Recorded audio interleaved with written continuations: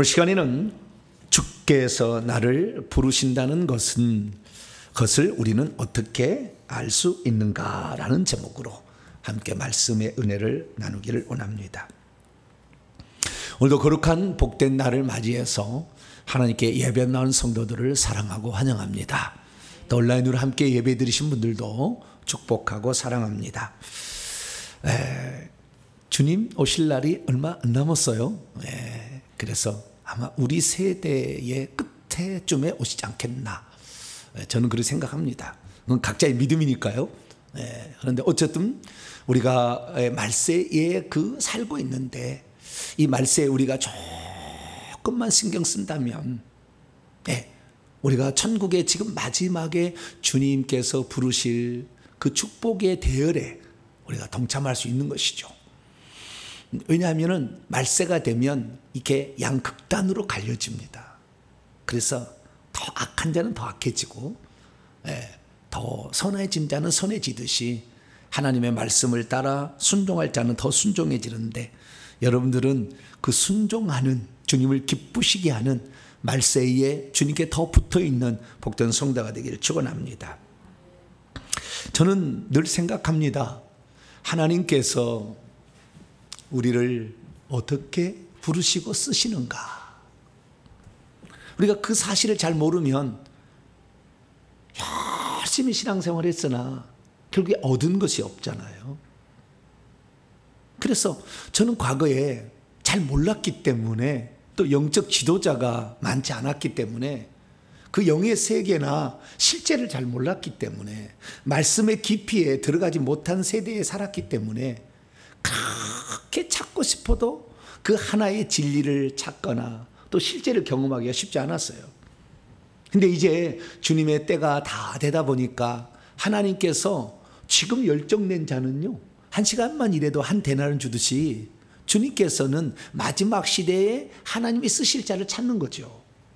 그러니까 우리가 다른 세대에 태어났다면 과 지금 이 시대에 살고 있다면이라고 둘 중 하나를 고른다고 한다면 사실 지금의 시대를 고르고 싶어요. 왜냐하면 그 전의 시대는 진리를 찾기도 어렵고 실제를 찾기도 어려웠어요. 그러나 지금은 이제 끝이기 때문에 주님께서 더 이상 감춰두거나 우리에게 안 알려주지 않는다는 거예요. 반드시 알려준다는 거예요. 자꾸 두드리게 되면. 그래서 지금 저희 교회에서 선포되는 이런 말씀은 정말 지구상에서 찾아볼 때 유례 없는 말씀이 될 수도 있어요. 잘 들어보시면, 여러 군데서 들어보시면 알아요. 다 아는 게 있어요.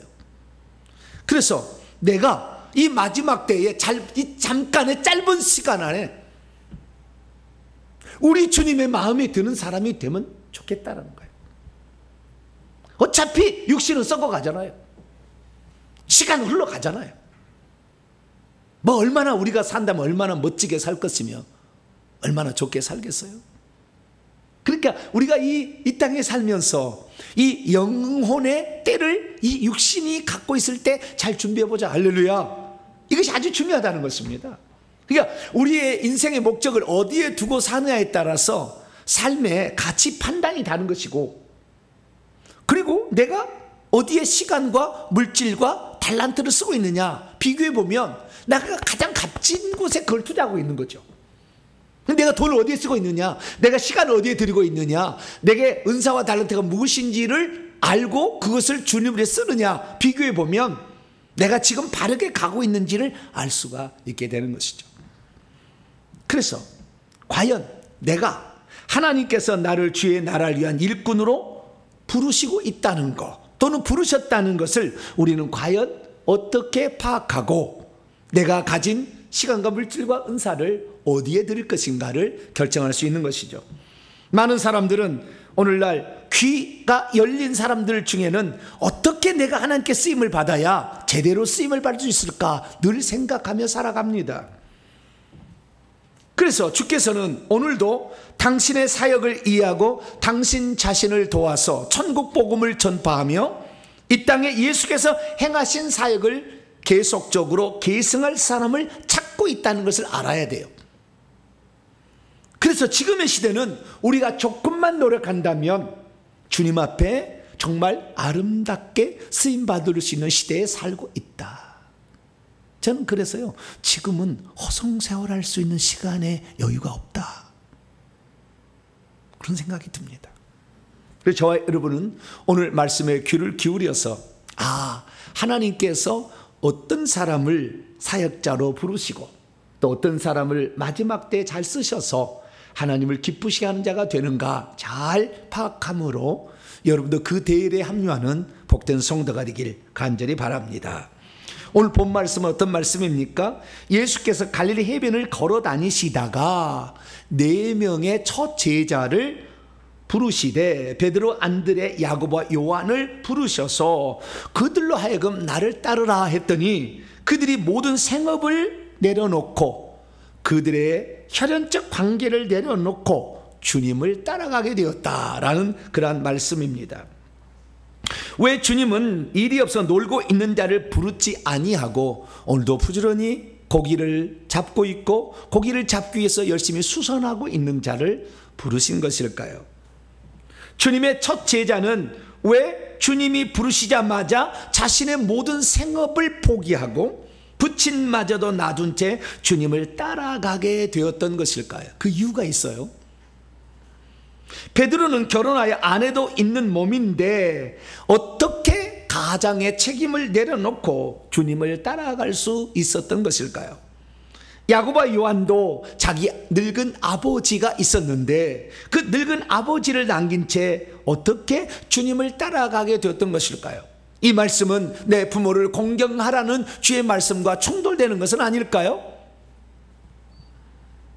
오늘 본문 말씀은 예수님의 공생의 초기 AD 27년에 예수께서 이제 가버나움으로 가셔서 어떤 집 하나를 얻으셨어요. 전세를 얻었을까요? 월세를 얻었을까요?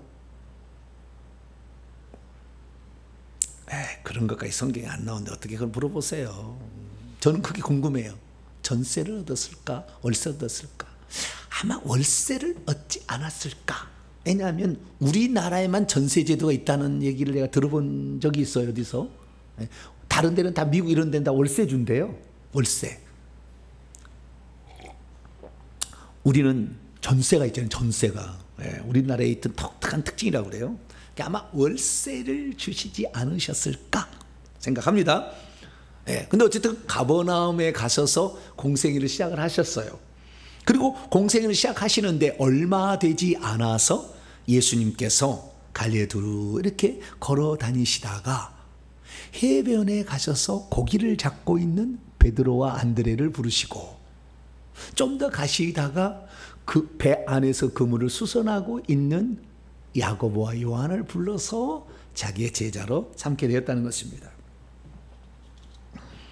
그러면 예수님께서 혼자 이렇게 하시지 왜 제자를 불렀을까요? 그것은 당신이 떠나고 나면 그 사역을 계승할 자, 교회를 세우고 천국 복음을 전파해서 하나님 나라를 세워갈 또 다른 사람을 이렇게 세우시고자 함이 아니겠어요? 제가 이렇게 주일날 말씀을 이렇게 증거하는 것은 저와 여러분 듣고 좋다 그리고 끝나는 것이 아니라 이것을 통해서 지금 하나님께서 여러분들을 유튜브로 설교를 듣고 있는 그 성도들을 향한 하나님의 계획이 있다는 걸 알고 그 계획을 충실히 이행하라고 하는 것이 아니겠어요? 그러듯이 이렇게 예수님도 제자를 부르셨다는 거예요. 근데 그 첫 번째 제자는 베드로와 안드레였습니다. 오늘 18절과 19절 말씀 마태복음 4장 그 말씀을 보시면 갈릴리 해변을 따라 나란히 걸어 다니시다가 제가 원문을 좀 직역해 개역 한글 성경에다가 그분은 두 형제들을 주목하여 보셨어요. 그들은 누구였냐? 베드로라고 말해지고 있는 시몬, 그의 형제 안드레. 이 마태복음을 쓸 당시에는 상당히 좀 시간이 지난 상태. 그때는 예수님이 시몬을 베드로 이름을 바꿔준 거죠. 이게 요 말씀을 통해서 이 성경은 그때 예수님이 그때 쓴 게 아니라 예수님 돌아가시 한참 뒤에 썼다라는 걸 알 수가 있겠죠. 베드로라고 지금은 말해지고 있는 그 시몬, 구약은 시므온이고 신약엔 시몬입니다. 헬라어로는 시몬과 그의 형제 안드레가 바다 안으로 처음에 그물은 투망 그물이고요. 뒤에 그물은 그냥 모든 그물을 총칭한 표현이에요. 단어가 틀려가요. 투망을 던지고 있는 것을 보셨어요. 왜냐하면 그들은 업으로 미완료에 계속해서 있어요. 계속해 업으로 잔뼈가 굵은 사람이라 이거예요. 평생에 아마 자기 부친도 아버지도 다 이렇게 어부였을 것으로 추정이 됩니다. 이 말로 업으로 계속 있어 왔어요. 그런데 그분이 예수님이 말씀하십니다. 너희는 나의 뒤를 따라오라. 그러면 내가 너희를 사람들을 낚는 어부가, 낚는이란 말은 원래는 없어요. 내가 사람들의 어부가 되도록 만들 것이다. 이렇게 되어 있거든요. 근데 이제 낚는이란 말은 해석으로 집어넣은 것이고요. 내가 너희를 사람들의 어부로 만들 것이다. 라고 주님께서 말씀하셨다라는 것입니다. 우리는 이 말씀을 보면서 뭘 느끼냐면, 우리는 개역 성경만 이렇게 보게 되면 예수님께서 어느 날 이렇게 산책을 하시다가 해변가에 그물을 던지고 있는 베드로를 쫙 보시고 나 따라올래? 이렇게 하신 것처럼 느껴지잖아요. 여러분, 하나님의 나라에는요 시간의 우연이 없어요. 제가 나중에 다 알게 된 거예요. 오늘 저와 여러분이 만남이, 저와 우리 성도들, 저와 유튜브 성도들의 만남이, 온라인 성도들의 만남이 우연이 없어요. 특별히 하나님께서 세우신 사람은 절대 우연이 없어요. 그런 일은 존재하지 않아요. 그러니까 예수님께서 어느 날 우연히 산책하다가 아무 생각 없이 가다가 마음에 드는 놈 하나 있네? 너 나 따라올래? 라고 이렇게 얘기한 게 아니라는 것입니다. 어쩌다가 아무 생각 없이 즉흥적으로 제자를 부른 게 아니에요. 여기서 왜냐하면 우리 성경에는 안 나와 있지만은 제자를 보셨다라는 말, 두 형제를 보셨다는 말이 나오잖아요. 보셨다는 말이 헬라어로 호라오예요. 호라오라는 말은 주목하여 보다, 눈여겨 보다, 관찰하여 보다, 그런 뜻이에요. 똑같은 단어라도 주목하여 보죠. 그러니까 계속 예수님께서 상당한 시간 동안을 갈릴리로 쭉 이렇게 다녔었을 거예요. 다. 왜냐하면 자기 사는 동네 가버람 이사 왔으니까 쫙 돌아다니셨을 거예요. 돌아다니시다가 주목하여 본 거죠. 그래서 이 베드로를 불러내는데, 이 베드로의 부르심은 주님께서 계획하시고 작정하신 가운데에 불러내신 것이다 라는 사실을 알아야 합니다. 그러면 예수님께서 그것을 이렇게 작정하고 베드로 안드레를 부르셨다는 것을 어떻게 알 수 있을까요? 우리는 예수님께서 베드로와 안드레를 부르시려고 일부러 거기로 이사 가셨다는 것을 아셔야 돼요. 예수님이 원래 사는 곳이 거기 아닙니다. 나사렛이라는 곳이었어요. 그리고 요단강에 가서 세례를 받았으니까 예루살렘 근방이었어요. 근데 거기서 사역을 시작하지 않으셨다는 거예요. 갈릴리로 오셔서 베드로가 사는 동네로 오셨다는 거예요. 그런데 놀라운 사실은 이 베드로도 원래 온 고향이 가버나움이 아니었다는 거예요. 요한복음 1장에 보게 되면 베드로의 원 고향이 나옵니다. 원 고향이 어디에 있느냐? 안드레와 베드로, 빌립은 한 동네 사람으로서 벳세다 사람이라. 이게 벳세다라는 것이 원 고향이었다가 베드로도 가버나움으로 이사 와서 살고 있었다. 이렇게 알 수 있다는 거예요. 그럼 벳세다가 어디고 가버나움이 어디냐? 오른쪽 그에 보면 노란 박스가 된 게 벳세다예요. 갈릴리 북쪽 12시부터 1시 사이 있는 그 부분, 그 벳세다고요. 가버나움은 그 왼쪽으로 와서 한 11시쯤에나 있는 가버나움이라는 데가 있어요. 그 사이에 고라신이 저 안쪽에 마을에가 있고요. 그래서 실제적으로 이 갈릴리 바다의 그 사진을 저 드론을 갖다 찍었어요. 드론을 올려가지고 딱 찍었더니 저 벳세다 우측의 골짜기에서 물이 흘러서 강처럼 들어서 물이 이렇게 흘러 내려오는 거예요. 물이 흘러내리고 그 골짜기 근방에 벳세다라는 마을이 있고, 왼쪽으로 조금 떨어져 가서 가버나움. 이게 가버나움과 벳세다는 멀지 않아요. 근데 좌우지간 이 차이가 있는데, 당시에, 지금 사진이고요, 옛날에는 그러지 않았어요. 옛날에는 벳세다는 약간 총구석이었고 가버나움은 좀 번화가였다. 이게 굳이 따지자고 한다면 이 가버나움은 부산이라고 한다면 벳세다는 그 옆에 통영이나 이런 좀 떨어진 곳이었다 이렇게 말하는 거예요. 그렇다고 해서 내가 통영을 무시하는 게 아닙니다. 지금 시대는 그냥 비유로 털어잡으면 내가 그렇다는 거예요. 그래서 이 가버나움은 상당히 도회지, 그러니까 거기에는 세관이 있었고, 그래서 세리 마태가 거기 살았잖아요. 그러니까 거기에 무역이 성행했고 수많은 사람들이 거기에 왔다 갔다 했던 번화가 도시였다라는 걸 알 수가 있어요.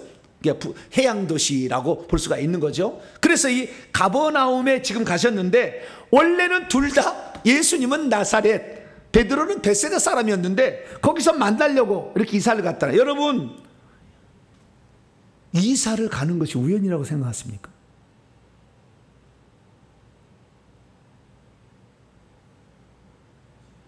여러분, 이 말씀으로 어느 날 코로나가 와가지고 유튜브를 들었는데 이 말씀을 들은 것이 우연이라고 생각하십니까?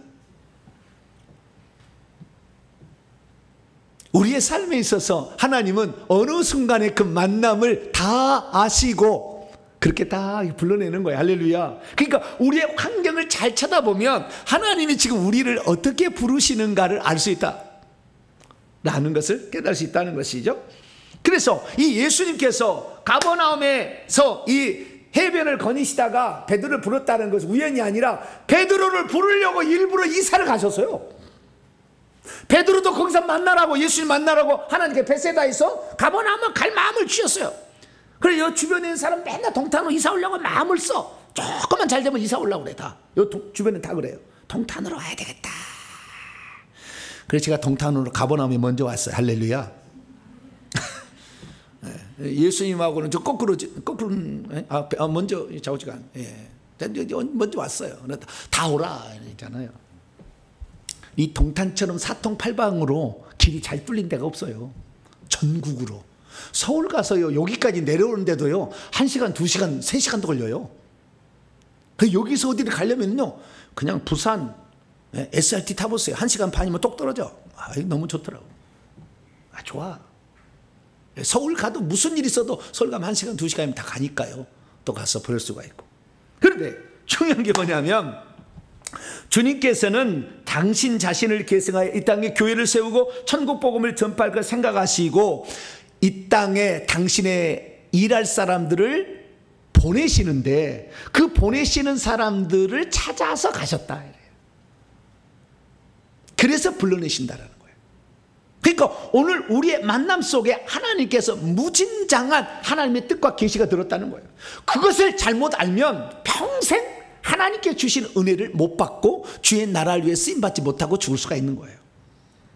저와 여러분은 이 베드로처럼 또 예수님처럼 하나님께서 우리에게 주신 만남 속에 하나님의 뜻과 계시가 있다는 사실을 알고 겸허히 그 말씀을 잘 들어보고 나를 향한 계획과 비전을 발견할 수 있게 되기를 축원합니다.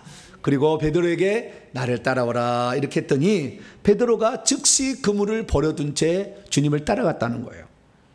그런데 사실 베드로가 주님을 직접 따라갈 수가 없어요.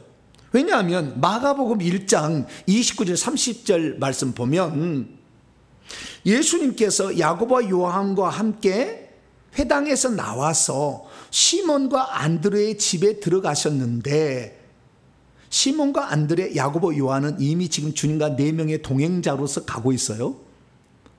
그런데 시몬의 장모가 시몬과 안드레의 그 집에서 열병으로 누워 있었다. 베드로는 장가를 간 거죠. 베드로는 착한 사이였나 봐요. 장모님을 모시고 살아. 이런 사람이 있어요, 없어요? 잘 없잖아요. 효자였다. 상당히 자기 장모님도 어머니 하면서 모셨다는 거 아니에요. 그리고 자기 밑에 지금 결혼하지 않은 남동생 안드레도 있고 자기 부인도 있고 장모님도 있어요. 그리고 이 집안에는 어른이 없는 거 보니까 베드로가 가장이에요. 근데 주님께서 나를 따라오라 그러니까 아멘? 그리고 따라갈 수 있어요? 마누라 누게 먹여줄 건데? 장모님 그냥 손 빨고 그냥 손가락 빨고 날마다 장이라고 생각하고 빠르고 살아요? 쉽지 않은 거라니까요. 근데 결정을 했다는 거예요. 왜 결정이 그렇게 될 수밖에 없었는지 자, 좀 이따 나옵니다. 또 가시다가 이번에는 세베대가 두 아들들인 야고보와 요한을, 야고보가 첫 아들이고요, 요한은 둘째 아들이에요.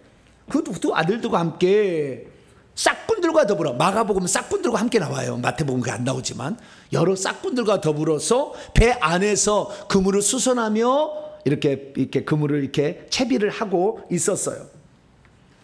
근데 여기 보니까 두 번째 말씀 보면은 이 야고보와 요한을 쏘갈 때 세베대 아들이라고 하잖아요. 그럼 왜 세베대라는 그 야고보와 요한의 아버지의 이름을 언급했을까라는 거죠. 세베대가 이름이 언급된 것은 그 당시에 가버나움에 상당히 부자였을 것이라고 추정이 됩니다. 왜냐하면 요한복음 19장 27절에 보면 예루살렘에 집이 있었어요. 그러니까 이 세베대는 어부일을 하였는데 예루살렘에 그 고기를 내다 팔기 위해서 집을 얻었던 것 같아요. 그래서 당시 예루살렘이 이 고기를 먹는데, 생선을 먹는데 이 고기를 갖다가 납품해서 돈을 버는 그런 사람이었으라고 추정이 됩니다. 그래서 그런데 또 가족사가 대단히 재미있어요. 왜 재미있냐면 세베대의 부인의 이름이 살로메라는 거 아셔요? 살로메. 마태, 마가, 누가, 요한복음 읽어보면 다 나와요. 살로메인데 살로메는 예수의 어머니 마리아의 동생이에요. 그러니까 이 세베대는 이모부고요. 예수님을 치자면 이모부고 살로메는 이모죠. 이모의 이종 사촌 동생들이 야고보와 요한인 거예요. 그 세베대를 굳이 언급한 이유는 이 세베대가 예수님의 이모부였기 때문에 사람들에게 금방 입에 오르내지 않았을까. 베드로의 아버지 안 나오잖아, 이름이. 아마 그래서 아주 그때 당시에 가버나움에서도 부자였기 때문에 또 생선 가게를 했기 때문에 고기를 다 거기다 잡아오지 않았을까. 그래서 예루살렘에 가니까 사람들이 그 집의 주인 이름은 알았겠죠. 그래서 잘 알려졌는데 그 알려진 것이 고기만 잘 잡아서 알린 게 아니라 예루살렘에 또 아주 중요한 역할을 감당해 주셨던 게 뭐냐면 마리아하고요 살로메가 두 딸만 낳은 아버지가 있었어요. 헬리라는 아버지가 있었어요. 근데 그 헬리는 유다 지파 사람인데 헬리의 부인이 안나라는 사람인데 안나라는 사람은 제사장의 딸이에요. 그래서 요한복음 읽어보게 되면 야고보는 제사장과 아는 가문이라 이런 말이 나와요. 요한복음 읽어보게 되면. 그래서 우리는 이 하나님께서 장차 이 사람을 불러서 어떤 쓰실 때에 예루살렘에 반드시 예수님이 하실 일이 꼭 필요한 게 있거든. 나중에 이 베드로를 들어와서 예수의 마지막 장면을 구경하려고 하면 제사장과 아는 사람이 있어서 이 요한은 들어갈 수 있었지만 베드로 못 들어갈 때 이렇게 들어보내잖아요. 다 일리가 있는 거예요. 어쨌든 이 야고보와 요한을 그때 만나서 그들에게도 마찬가지로 나를 따라오라 이렇게 했다는 거예요. 근데 이 마가복음 1장 20절 보니까 세베대 아버지를 품꾼들과 함께 버려둔 채 야고보와 요한이 예수님 뒤를 따라갔다 이렇게 말하고 있습니다.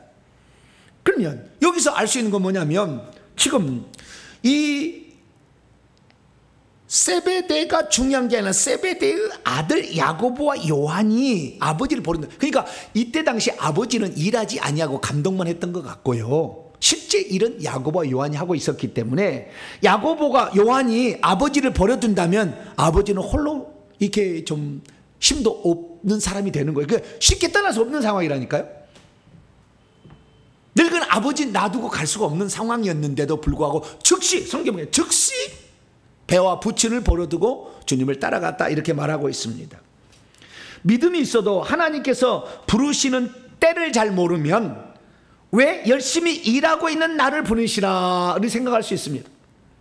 믿음이 있어도 하나님께서 부르시는 때를 잘 모르면 시간이 남아도는 사람을 불러 제자로 삼을 것이지 왜 부지런히 일하고 있는 책임이 아주 막중한 사람을 불러가지고 하나님 일을 시키나 이렇게 생각할 수 있어요.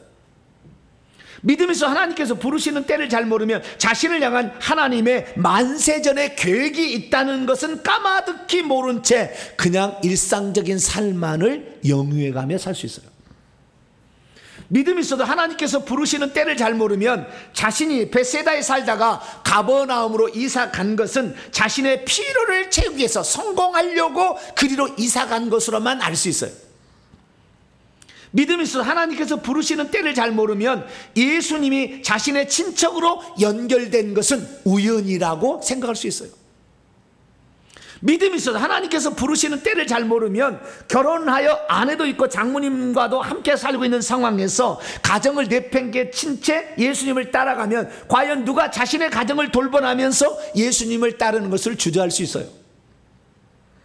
믿음이 있어도 하나님께서 부르시는 때를 잘 모르면 나이가 많아 힘이 약해져가는 아버지는 누가 돌보나 라며 주님의 부르심에 머뭇할 수도 있습니다. 믿음이 있어 하나님께서 부르신 때를 잘 모르면 지금이 바로 자신을 이 땅에 보내신 하나님의 목적이 이루어지는 순간이라는 것을 의식하지 못한 채 시간을 흘려버릴 수 있다. 그러므로 저와 우리 성도들은 우리 자신을 잘 돌아보아 지금이 우리 주님께서 나를 부르신 때인가 잘 알아보고 하나님께 귀중하게 쓰임받는 복된 성도가 되길 축원합니다. 자, 그러면 예수께서는 당신의 일꾼으로 어떤 사람을 부르실까요? 우리는 잘 압니다. 예수님은 목수의 아들로서 아버지는 일찍 돌아가신 것으로 추정이 돼요. 그래서 형제들을 돌보는, 여러 형제들을 돌보는 큰 맏형으로서 목수의 일을 해서 가정을 돌봤다. 예수님이 카핀터였다. 네, 목수의 일을 했다. 왜 그런지 아세요? 천국집을 잘 지으려고 애인 연습을 열심히 한 거예요. 네, 좌우지간 그런지 안 그런지 아직 물어보세요. 근데 어쨌든 목수였기 때문에 바닷가 일을 잘 몰랐어요. 갈릴리는 바닷가 일 근방이지만 나세는 좀 떨어졌거든요. 육지거든요. 그러니까 고기 잡는 잘 몰라요.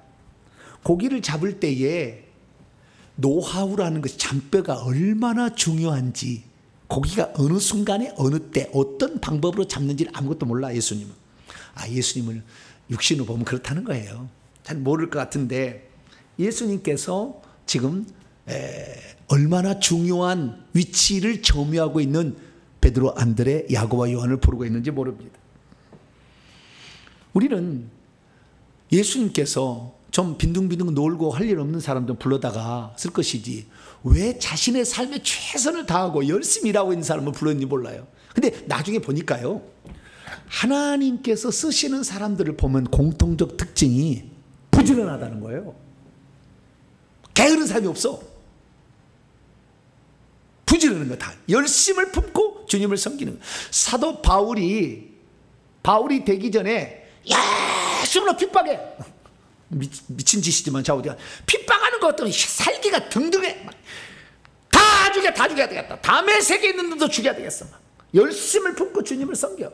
그러니까 여러분들이 핍박을 해도 열심히 핍박을 하셔야 돼. 그러다가 변화되면요 확 뒤집어지면 주님을 위해서 열심히 살아.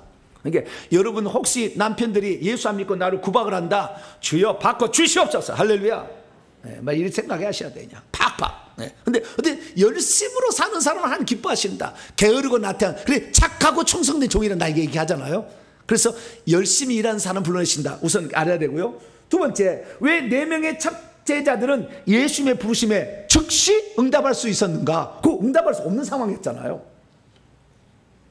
여러분, 이 세상에 살고 있는 사람들 중에서는 하나님께서 미리 정하여 이 땅에 보내신 자들이 있습니다. 그것은 당신의 목적을 이루시고자 계획하는 가운데 이 땅에 보내셨다는 거예요. 그런데 이 사람들이 자신이 하나님으로부터 보내심을 받아 이 땅에 하나님의 일을 하라고 보내셨다는 것을 처음부터 아는 사람은 많지 않아요. 특히 예수 그리스도를 전혀 안 믿는 집안에 태어난 사람은 더더욱 몰라요. 그 사실을. 왜? 기독교 환경에 접해본 적이 없기 때문에. 그래서 하나님의 무슨 계획과 뜻이 있다는 얘기를 들어본 적이 없기 때문에. 그래서 그런 사람들은 나중에 알아요. 나중에. 그러나 한 3, 4대가 믿은 사람 중에서 하나님이 쓰신 사람이 있다, 그건 금방 알겠죠. 다른 사람보다 더. 그래서 하나님께서는 어떤 사람이든지 당신이 쓰시려고 계획한 사람이 있을 때 어느 순간에 그를 불러낸다는 거예요. 그런데 하나님께서는 과연 그렇게 쓰시려고 이 땅에 보낸 사람이라는 것을 우리의 입장에서 볼 때 나는 어떻게 할 수 있냐? 나는 어떻게 할 수 있냐? 세 가지 것에 주목하면 됩니다. 첫째는요, 자신이 이 세상에서 무슨 일을 하고 있다 할지라도 늘 영적인 것에 관심이 가. 이 사람은 하나님이 쓰시는 사람이에요. 내가 무슨 일을 하는지 몰라. 직장이 무슨 일은 직장을 하든지 간에 항상 영적인 것에 관심이 많아. 이렇게 되는 사람은요, 하나님이 그를 하나님께 쓰시려고 작정했기 때문에 하나님 나라를 알 수 있도록 하는 욕구가 강한 거예요. 왜? 하나님 나라를 쓰임받으려면 하나님 나라 어떤 것이 알아야 쓰임받잖아요. 그러니까 그게 자꾸 관심 있어. 내가 오늘 무슨 일을 하든, 내가 가르치는 하든 부동산을 하든 무슨 일을 하든 간에 항상 관심은 말씀이야. 그게 끊이지 않아. 이게 참. 근데 오늘 재미있는 말은 여러분 보세요. 여러분 그걸 잘 발견을 못했을 텐데, 예수님께서 4명의 제자를 부르실 때에 4명의 제자의 이름의 순서를 보세요. 베드로라는 시몬과 안드레를 불렀다겠죠. 그의 형제 안드레. 그러니까 안드레는 베드로의 형제로 지칭하니까 베드로가 주죠, 주. 그리고 그의 형제 안드레잖아요. 그리고 그 다음에 야고보와 요한을 보면은 세베대의 아들 야고보와 그의 형제 요한이라고 하잖아. 이 야고보가 주고 형제가 요한, 그 다음에 따라오는 게 요한이잖아요. 그러면 베드로와 야고보는 특징이 뭐냐면 장남이잖아요. 그렇죠? 아까 내가 설명 안 들었나? 장남, 그죠? 장남이야, 그 집에. 뒤에는 동생들이에요. 그러니까 장남이기 때문에 이름을 먼저 썼을까? 아니에요. 요한복음에 그 답이 나와 있어요. 요한복음의 답을 보게 되면 예수님께서 세례 요한에게 세례를 받으실 무렵에 야고보란다. 안드레와 사도 요한은 세례 요한의 제자로 있었어요. 그러니까 예수님의 첫 제자 4명 가운데 세례 요한의 제자였다가 예수님의 제자가 된 사람이 동생들이에요. 둘 다. 베드로의 동생 안드레, 야고보의 동생 요한. 이 두 사람이 먼저 세례 요한의 제자였다가 그 다음에 예수님의 제자로 합류가 되는 것이고, 베드로와 야고보는 예수님을 처음으로 스승으로 모인 사람들이 되었다는 거예요. 그럼 왜 그랬을까? 여러분 이걸 아셔야 돼요. 제가 아까 그랬지 않습니까? 하나님 나라를 위해서 쓰임받을 사람은 영적인 것에 매우 관심이 많아. 그런데 지금 베드로나 안드레나 그 다음에 야고보와 요한을 지금 천국에 들어가서 보시게 되면 하나님의 보좌가 있고 그 보좌 앞에 24장로 그리고 14만 4천석이 있는데 1번부터 4번 줄 안에 이 네 사람이 다 있어요.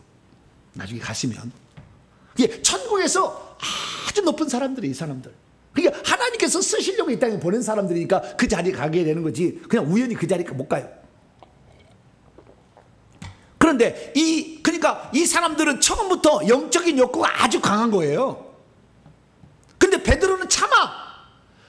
메시아가 나타났다네. 어디에서? 뭐 세례를 준다네. 막 그러니까 막 관심이 많았어. 저 갈릴리에서 저 요단강이 있는 데까지 그냥 저 예루살렘까지 어마어마한 길인데 거기까지 소문이 다 나가지고 막 하는데 장남인 베드로하고 장남인 야고보를 갈 수가 없어. 가고는 싶은데 동생들은 형 잠깐만 나 갔다 올게. 간 거예요. 갔더니 오 대단한 사람이 있는 거예요. 세례 요한 대단한 사람이 있는 거예요. 막 사람들 다 와서 그 사람이 막 엎드려 경배하고 막 세례를 받고 막 이 대지상 뭐 이 장로들 뭐 완전 막 쉐기하는 독사의 새끼들 막 엎드리고 막 와 저 사람한테 내가 뭔가 좀 배웠으면 좋겠다. 그래가지고 두 사람 먼저 제자가 되기로 결정한 거예요.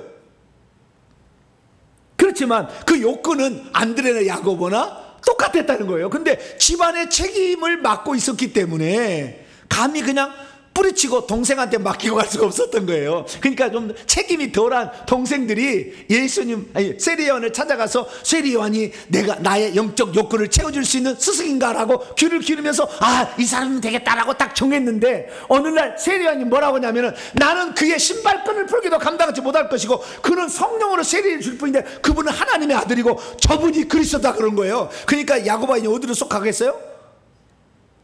야고보, 요한이, 안드레와 요한이 아유 이분이었네. 그래가지고 옮긴다는 거예요. 그래서요 우리가 이 땅에 하나님이 보내져서 쓰시는 사람의 첫 번째 특징은 자신이 무슨 직업을 갖고 있든 항상 말씀이 궁금하고 영적이 궁금한 사람. 이 사람은 하나님 쓰시는 사람이에요. 두 번째는 뭐냐면 자신이 현재 어떤 스승을 만났는데도 그 스승의 말씀을 통해서는 양이 안 차요. 양이 안 차. 그 사람은 더 크게 쓰실 사람이에요. 그래서 세례 요한은 양이 안 차는 거예요. 그러니까 안드레와 요한이 예수님한테 찾아가는 겁니다. 이게 요한복음 1장 35절 이하에 나오는 사건이에요. 세례 요한이 그래서 나도 저분이 누군지를 잘 몰랐다. 근데 나더러 물론 세례를 베풀라는 하나님께서 말하기를 성령이 누구 위에 내려서 머무는 것을 본다면 그가 성령으로 세례 베푸는 이인 줄 알라. 그리고 그 하나님의 아들이기 때문에 저분이 세상지를 지고하는 하나님의 어린 양으로서 하나님의 아들이다, 그리스도라고 증언을 하게 됩니다. 그러자 안드레와 요한이 예수님에게 가고 또 예수님한테 안드레는 자기 형 베드로를 소개해 주는 장면이 요한복음 나와요. 근데 부르시는 장면은 아니지만 나와요. 근데 예수님께서 어느 날 갈릴리 가버나움으로 이사를 온 거예요. 근데 그 갈릴리 가버나움에는 누가 살고 있었느냐? 안드레와 요한이 살고 있고, 안드레 형 베드로, 요한의 형 야고보도 살고 있었고, 세리 마태도 살고 있어요. 그리고 이 베세다, 그 얼마 떨어지지 않는 베세다에 빌립이 살고 있어요. 다 제자예요. 그 빌립의 친구가 나다나엘이에요. 나다나엘은 성경을 무화과 나무 밑에서 있으면서 열심히 보고 있는데 그 메시아가 뭔가 궁금해. 메시아를 만나고 싶은데 나사렛에서 메시아가 나사렛가 나왔다니까 무슨 놈은 나사렛에서 베들레헴에서 나와야지. 그래가지고 내질러 버려. 근데 억지로 데리고 오는데 예수님이 그걸 딱 얘기해. 네가 무화과 나무에 있을 때 내가 너를 보았다. 딱 한마디 하면 딱 엎드리잖아요. 그래서 예수님의 7명의 제자가 이 갈릴리 근방, 갈릴리 출신의 사람들이 채워지는 것을 보게 됩니다. 그러나 예수님의 제자가 되는 것은요, 여러분 아셔야 돼요. 사람의 제자가 되는 것은 내가 가서 그 사람에게 받아달라 하면 돼요. 그러나 예수님, 하나님께서 직접 쓰시는 사람의 제자가 되는 것은 하나님이 고르시는 거지 우리가 되고 싶다고 되는 게 아닙니다. 그거 잘 아셔야 돼요. 그래서 이 세 번째, 나중에 좀 더 보겠습니다. 그래서 우리가 이 땅에서 하나님이 쓰시고자 하는 사람은 기본적으로 우리의 입장에서 본다면 늘 영적인 것에 궁금한 사람, 어떤 일을 하고 있든지 간에. 두 번째는 뭐냐면 그래서 찾아갔는데 이게 양이 안 차는 거예요. 영적인 여기 영구에 이게 충족이 안 되는 거예요. 더 찾아갈 수밖에 없어. 이 사람은 하나님이 더 크게 쓰는 사람이에요. 그렇게 찾아가게 되는데 어느 날 주님께서 말씀하시기를 너는 나를 따라오라 그런 말하면 즉시 버려놓고 가는 거예요. 왜? 내가 그렇게 갈망하고 바라던 것이 여기에 있는데 내가 어디로 가오리까 하고 딱 즉시 순종하는 거예요. 때가 되었을 때 주님께서는 그 제자들에게 찾아오셨고 너희는 나의 제자가 되라 하는 순간 그들은 그 어떤 것보다 이것이 가장 소중하다는 것을 깨달았기에, 물론 세상의 직업을 포기하라 그런 게 아니에요. 하나님이 특별히 부르신 사람에게 이런 것이 다 그런 건 아니에요. 그러나 그것이 아주 소중하다는 것을 가슴속에 새겨서 주님의 부르심의 최우선순위를 거기에 딱 두었다는 거예요. 이런 사람들이 하나님이 쓰시는 사람이고 천국에서도 크다 일컬음을 받는 사람이 된다라는 것을 알 수가 있습니다. 그래서 천국에 들어갈 사람, 하나님 나라를 위해서 쓰임받을 사람의 공통적 특징은 뭐냐면 이 세상에서 아무리 좋은 것을 주고 돈을 많이 벌어도 절대 행복하지 않다는 거.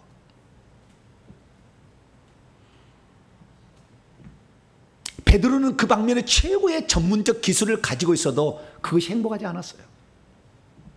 야고보 요한은 부자여서 예루살렘에 집을 갖고 있어도 그것이 행복하지 않았어요. 남들 보기에는 당신은 그 방면의 전문가요. 당신은 돈을 잘 벌어서 성공했습니다. 그렇게 얘기한다 할지라도 어딘가에 늘 허전함이 있어요. 남들이 얘기를 들으면 그것이 행복하지 않아요. 그게 기쁘지 않습니다. 왜요? 창조주 하나님께서 너는 평생에 고기 잡으러 살아라, 그렇게 그를 지었지 않았기 때문에 그런 거예요. 그를 향한 하나님의 특별한 부르심이 있기 때문에 그러는 거예요. 우리는 그 부르심에 응해야 돼요. 모든 사람이 직업을 포기할 수는 없어요. 모든 사람이 가장이기를 포기할 수는 없어요. 그러나 우리가 영적인 사실에 이 귀를 열어준 것은 그 방면에 하나님이 들어 써셔서 다른 사람을 도와서 너도 그런 사람을, 다른 사람을 만들어라는 그것으로 우리를 먼저 부르신 거예요. 여러분, 우리는 이 땅에 살 때 장소나 혈연 관계를 무시할 수는 없어요. 그러나 그것보다도 우선한 게 있는데 하나님께서는 그 우선한 것이 하나님 나라 일이고 하나님 나라의 일을 하도록 하기 위해서 하나님께서 일부러 이런 혈연 관계, 지연 관계를 다 연결시켜 놓았다는 거예요. 베드로가 왜 벳세다에서 가버나움 이사를 갔겠어요? 예수님께서 그 많은 당신이 공생애를 펼칠 수 있는 예루살렘도 있고 베들레헴도 있고 여러 군데 있을 텐데 왜 갈릴리 가버나움으로 가셨을까요? 이사를 가는 것도 우연이 아니었다. 예수님께서 그 간 것은 이모부 댁에 간 거 아니에요. 그 동네, 이모부 동네에. 쉽게 말해서. 그러니까 우리의 혈연 관계도 그냥 연결된 게 아니에요. 형제 간에 연결되고 부모 자식 간에 연결되고 그 다음에 친척 간에 연결되는 모든 것들도 사실 보면 하나님께서 그 사람을 쓰시고자 하는 배려를 연결시키는 것이 많아요. 그래서 우리는 이 사실을 잘 알아야 되는데 심지어는 부부도 그래요. 부부도 천국에 들어가서 위대한 자의 반열에 든 사람을 보게 되면 부모 자식 간에 그 위대한 반열에 든 사람이 상당히 많아요. 아브라함, 이삭, 야곱, 유다, 그 다음에 요셉. 그게 부모 자식. 그 다음에 다윗, 솔로몬. 천국 위대한 사람들이에요. 이런 부모 자식 간. 그 다음에 형제지간. 예를 들어서 요셉, 유다, 20대 장로에 포함된 사람이에요. 형제. 오늘 본문에 나오는 베드로, 안드레. 그 다음에 야고보, 요한. 부부간에도 그래. 아브라함과 다윗의 자손 예수 그리스도의 세계라고 마태복음 1장 1절에 얘기하는데 그 자신의 태로서 아이를 낳은 사람으로서 여자 이름이 사라, 아브라함과 사라. 다윗과 밧세바 우연이 아니에요. 그 부부로 연결되는 것도 우연이 아니에요. 이렇게 모녀 이게 형제간으로 다 이렇게 연결, 이게 우연이 아니라니까. 다 그것을 통해서 하나님 나라를 이루라는 하나님의 특별한 배려로 이 땅에 그런 가족 관계를 만들어 놓은 거예요. 우리 성도들은 그래서 이 땅에 살 때 하나님의 부르심에 많은 안배들이 있었구나라는 사실을 속히 깨달을 수 있게 되길 축원합니다. 자, 그러면 주께서 나를 부르신다는 것을 구체적으로 어떻게 할 수 있느냐? 정리합니다. 첫째, 현재 어떠한 풍족한 삶이 내게 주어진다 할지라도 천국에 관한 영적인 일이 아니라면 거기에 행복을 찾기가 어렵다라는 거예요. 이 사람은 하나님이 나를 하나님이 일하라고 불렀다라는 사실을 알 수가 있습니다. 그래서 이 사람들은 세상에 살아갈 때 어떤 만족도 없고요, 항상 영적인 갈급함에 있습니다. 이들은 세상 사람이 즐거워하고 행복해하는 것들이 별로 부럽지 않아요. 영적인 나이가 있어요.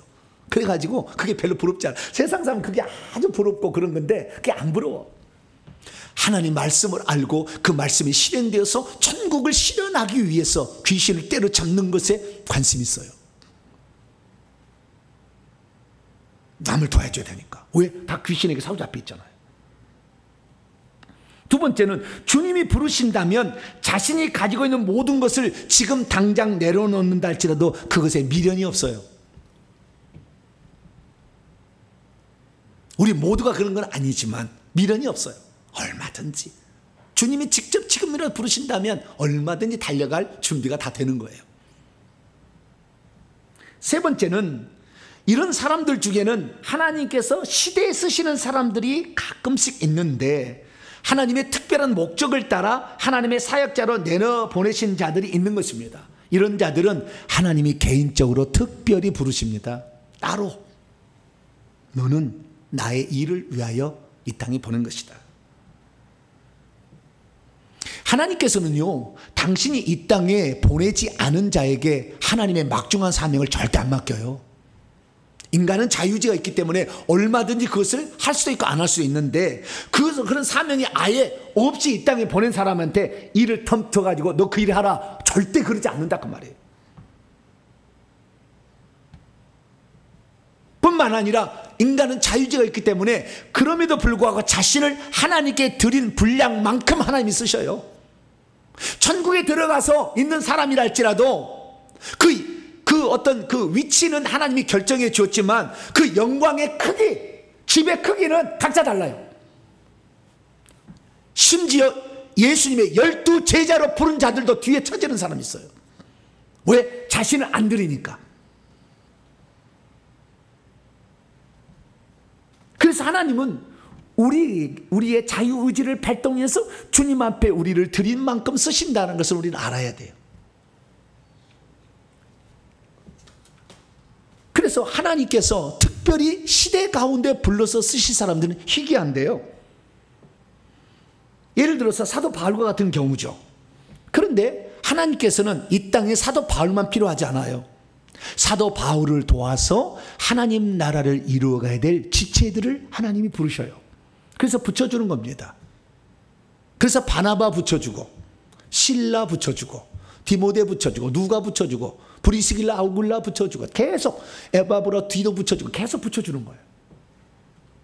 그래서 우리가 알 수 있는 또 다른 사실은 뭐냐면, 주님이 쓰시는 사역자들을 돕는 자들도 하나님 매우 기뻐하시고 그들에게 하늘의 위대한 복을 준다는 겁니다. 이게 아주 독특한 특징이에요.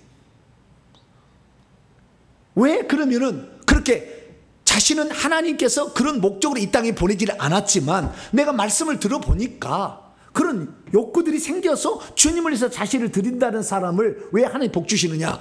그렇게 안 살아도 그 사람은 목적이 그렇게 안 지었으니까 그렇게 안 살아도 되는 거예요. 그런데 말씀을 들어보니까 내가 돈을 버는 목적, 내가 이런 실력을 갖추게 된 모든 목적, 내가 이 지역에 동탄을 이사해서 사는 목적이 뭐냐, 내 이 주변에 사는 목적이 뭐냐를 스스로 깨닫고 주님을 위해서 드린다는 하나님 매우 기뻐하신다니까?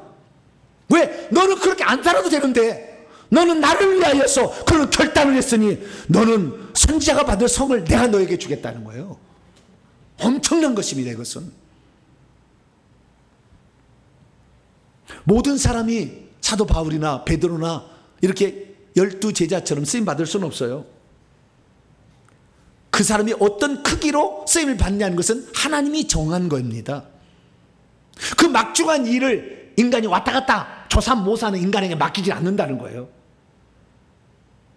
하나님께서 그 목적으로 지어서 보냈기 때문에 그 일을 감당한다, 이거 알 수가 있는 것이죠.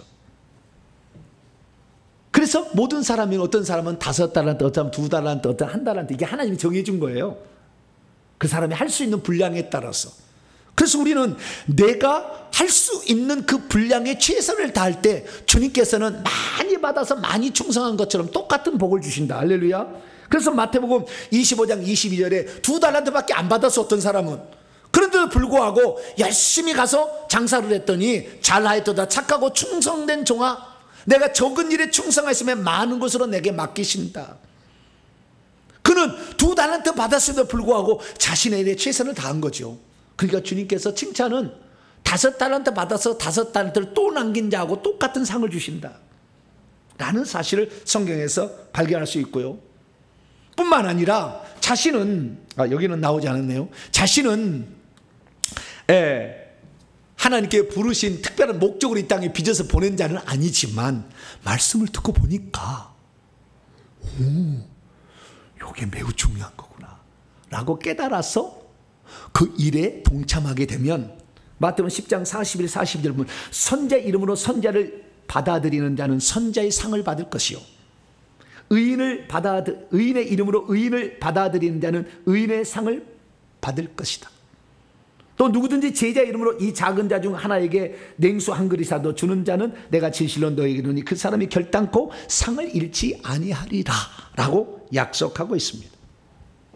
큰 교회를 맡겨주셨는데 수많은 사람을 성 밖으로 보내고 지옥으로 보낸 사람은 천국에 혹시 회개해서 들어간다 할지라도 초란사가 됩니다. 그러나 작은 개척교회를 담당할 때도 그 성도들을 다 천국에 들어가고 보좌자리 들어갈 수 있도록 인도했다면 영화로운 집이 예비되어 있는 거예요. 그리고 우리가 이 세상에 판단기도 할 수 없어요.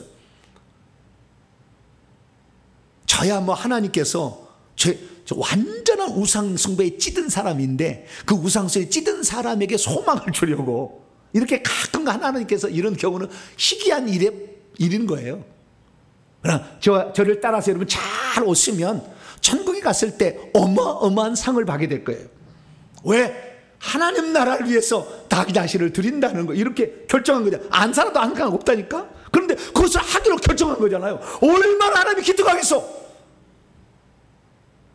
내 자식이 그렇게 안 살아도 아무 상관없고 살 수 있는 능력도 없는데 살겠다고 하는데 그러니까 막 능력도 주는 거야. 할렐루야. 너는 나를 기쁘시게 하는구나. 오냐 은사도 주마 막 주마. 할렐루야. 막 할렐루야.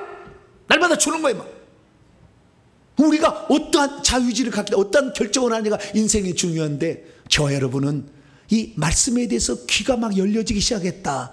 하나님이 이 방면에 쓰시려고 그런 거예요. 이걸 바탕으로 하나님 나라에서 여러분의 시간과 물질과 은사를 드려서 여러분도 주님 앞에 섰을 때 잘했다 칭찬 듣는 복된 성도가 되기를 간절히 축원합니다.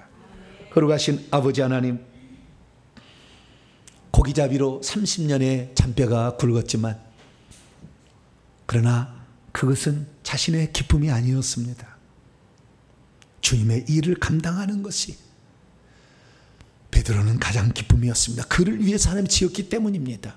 그러나 오늘날 그런 주의 종들과 더불어 협력하여 하나님 일을 이루라고 또 사도 바울에게 사람을 붙여주고 베드로를 통하여 설교를 통하여 변화된 스데반은 천국에서 24장로가 되었으니 우리가 주의 나라를 위해서 함께 일하게 될 때 하나님 어마어마한 상으로 우리에게 주실 줄로 믿습니다.